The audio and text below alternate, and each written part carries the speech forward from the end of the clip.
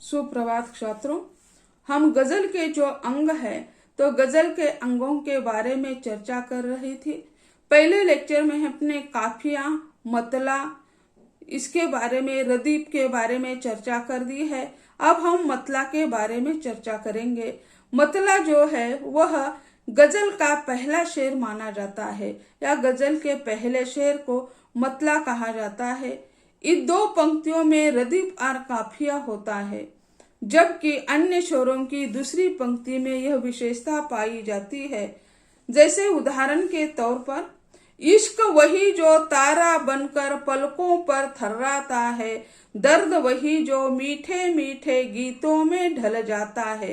यानी यह जो है, यानी ये दो पंक्तियां है, तो इसमें थर्राता जाता काफिया है। यानी पहले में हम देखते हैं कि पहली पंक्ति जो है, इश्क अश्क वही जो तारा बनकर पलकों पर थर्राता है, वो दर्द वही जो मीठे मीठे गीतों में ढल जाता है। यानी थर्राता पहली पंक्ति का अंतिम शब्द के पहले है, और जाता यानी दूसरी पंक्ति के अंतिम शब्द के पहले है।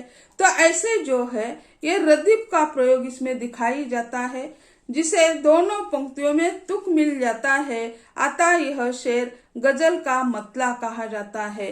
यानी यह मतला, रदीफ भी उसी तरह होता है। रदीफ यानी क्या, अंतिम, और मतला जो है अंतिम शब्द के पहले का शब्द जो है उसे मतला कहा जाता है। और मक्ता जो है, गजल के अंतिम शेर को मक्ता कहते हैं। अरबी में मक्ता का शाब्दिक अर्थ है कटा हुआ। इसमें कवि अपने उपनाम का प्रयोग करता है। यह उपनाम पढ़ते ही हम समझ जाते हैं जहां गजल पूरी हो गई है। यहाँ पर गजलकार के भावों की सीमा का महत्व होता है। यह गजल का सर्वश्रेष्ठ शेर माना जाता है। अगर किसी गजल के समाप्ति पर अंतिम शेर में उपनाम न हो तो उसे केवल गजल का आखिरी शेर कहा जाता है। जो कवि होता है, गजलकार होता है, वह यानी उसमें 14 पंक्तियां तो निश्चित तय हो चुकी है, तो उसी तरह अंतिम जो पंक्ति होती है तो उसमें यानी क्या है, वह गजलकार जो है उसका नाम आना अनिवार्य होता है। जैसे उदाहरण के तौर पर हम देखते हैं, हमको मालूम है जन्नत की हकीकत, लेकिन दिल के खुश रखने को गालिब यह ख्याल अच्छा है। यानी यह गालिब का, यानी यह शेर है, तो वह आखिर क्या है, गालिब का यानी नाम लिखना महत्वपूर्ण है। तो तीसरा जो उदाहरण मिसरा, काफिया हो गया, मक्ता हो गया, और मिसरा जो है, मिसरा शेर के प्रत्येक पंक्ति को मिसरा कहते हैं। यानी शेर के प्रत्येक पंक्ति को यानी मिसरा कहते हैं। दो मिसरे मिलकर एक शेर की संरचना होती है। दो मिसरे बनकर, यानी एक शेर नहीं, दो मिसरे बनकर एक शेर की रचना होती है। शेर के दूसरे मिसरे में रदीफ एवं काफिले का प्रयोग होता है। उदाहरण, मजा तो ये है कि होते हैं वे मुझसे खपा, तो और आता है उन पर जियाद प्यार मुझे। यानी ये दो शेर जो है वह अलग अलग मिसरे हैं, यानी दो पंक्तियां हैं, यानी उसे शेर कहते हैं। वह अलग अलग मिसरे हैं। अंतिम मिसरे में प्यार मुझे में रदीफ और काफिया का प्रयोग मतले के आधार पर किया गया है। यानी दोनों में, यानी मुझसे खपा और प्यार मुझे, ये जो है दोनों महत्वपूर्ण शब्द है। तो यानी उसके जो अवयव है, उसके अंग है यानी गजल के, तो उसके बारे में निष्कर्षता हम कह सकते हैं कि क्या है, कि यानी निष्कर्ष रूप से हम कह सकते हैं कि गजल अरबी भाषा का शब्द है। उत्पत्ति की दृष्टि से भले ही उसके अर्थ अलग अलग होंगे, गजल एक स्वतंत्र विधा है। गजल में काफिया, रदीफ का महत्व होता है। गजल में प्रत्येक अंग अपना अपना महत्व रखता है। शेर को गजल की आधिकारिक इकाई माना जाता है। शेर के दो भेदों में मतला और मक्ता का ही उतना ही महत्व है जितना कि अन्य अंग का भी। गजल में गेयता होती है। गजल में प्रभावात्मकता की आवश्यकता होती है। गजल में प्रभावात्मकता और यह विशेषता होती है क्योंकि गेयता है उसमें। तो ऐसे ही अन्य काव्य के जो भेद है तो उसमें हमने महाकाव्य, प्रगीत, गजल यह इसके बारे में चर्चा करी है। तो इसी दृष्टि से उस पर जो कोई एमसीक्यू यानी ऑब्जेक्टिव प्रश्न है उसके बारे में आज हम चर्चा करेंगे। ध्यान से सुनिए कि एमसीक्यू के बारे में हम चर्चा कर रहे हैं। पहला जो है वह महाकाव्य डैश काव्य का एक भेद है। लिख कर ले लीजिए। महाकाव्य डैश काव्य का एक भेद है। पर्याय है मुक्तक, प्रगीत, एकार्थ, प्रबंध। पर्याय है मुक्तक, प्रगीत, एकार्थ और प्रबंध। सही जवाब है उसका प्रबंध, यानी महाकाव्य प्रबंध काव्य का एक भेद है। दूसरा प्रश्न है महाकाव्य डैश रचना है। महाकाव्य डैश रचना है। पर्याय है सर्ग मुक्त, रीति युक्त, रीतिबद्ध, सर्गबद्ध। पर्याय है सर्ग मुक्त, रीति युक्त, रीतिबद्ध, सर्गबद्ध। सही पर्याय है सर्गबद्ध। तीसरा प्रश्न है महाकाव्य का नायक डैश होना चाहिए। महाकाव्य का नायक डैश होना चाहिए। पर्याय है धीरोदत्त, धीर प्रशांत, धीरोदात्य, धीर ललित। पर्याय है धीरोदत्त, धीर प्रशांत, धीरोदात्य, धीर ललित। तो यह सही उत्तर है उसका धीरोदात्त। अगला अंक महाकाव्य को अंग्रेजी में डैश कहते हैं। महाकाव्य को अंग्रेजी में डैश कहते हैं। Epic, eagle, ode, drama. पहला पर्याय है एपिक, ईगल, ओल्ड, ड्रामा। तो सही पर्याय है उसका एपिक, EPIC। महाकाव्य में डैश से अधिक सर्ग होते हैं।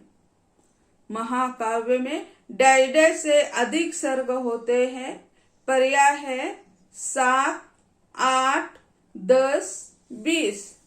पर्याय है 7, 8, 10, 20।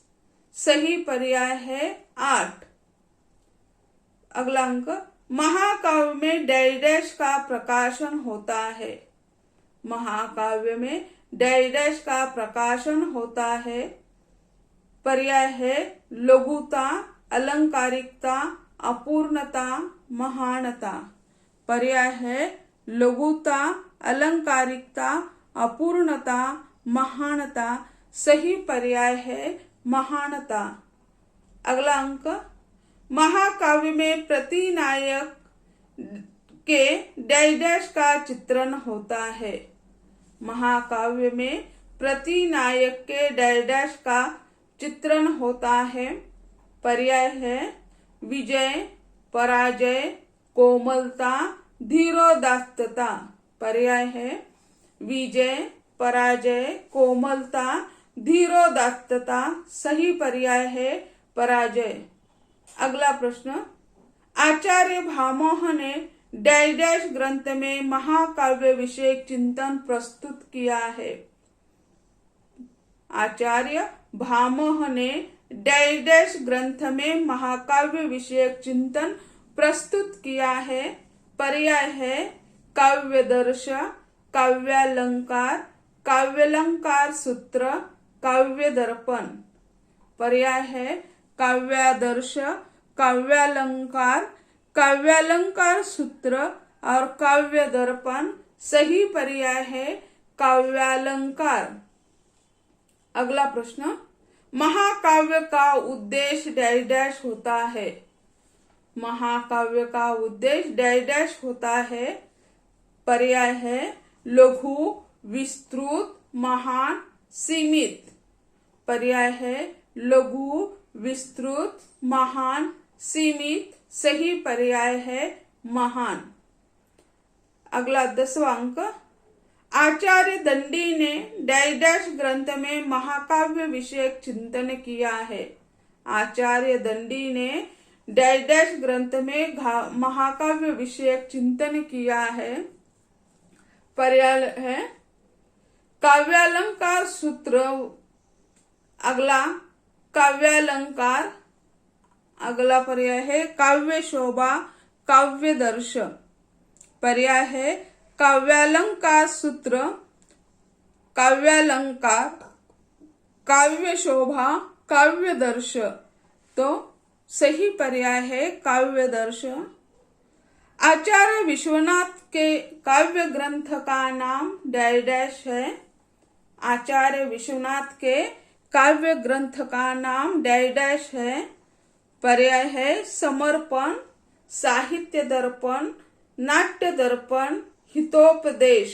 पर्याय है समर्पण, साहित्य दर्पण, नाट्य दर्पण, हितोपदेश। सही पर्याय है साहित्य दर्पण। अगला प्रश्न। डैश डैश ने महाकाव्य विषयक विवेचन में गुरुत्व, गांधीर्य तथा महानता को विशेष स्थान दिया है। डैश डैश ने महाकाव्य विषयक विवेचन में गुरुत्व, गांधीर्य तथा महानता को विशेष स्थान दिया है। पर्याय है नगेंद्र, गुलाब राय, डॉक्टर शंभुनाथ सिंह, आचार्य रामचंद्र शुक्ल। पर्याय है नगेंद्र, गुलाब राय, डॉक्टर शंभुनाथ सिंह, आचार्य रामचंद्र शुक्ल। सही पर्याय है डॉक्टर शंभुनाथ सिंह। अगला प्रश्न। महाकाव्य दीर्घकाल का कथात्मक अनुकरण है। यह मत डैश डैश का है।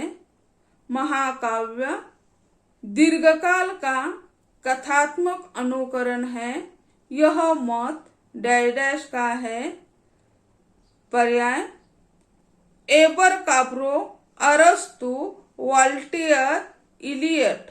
पर्याय है एबर काब्रो, अरस्तु, वॉल्टेयर, इलियट। सही पर्याय है अरस्तु। अगला प्रश्न।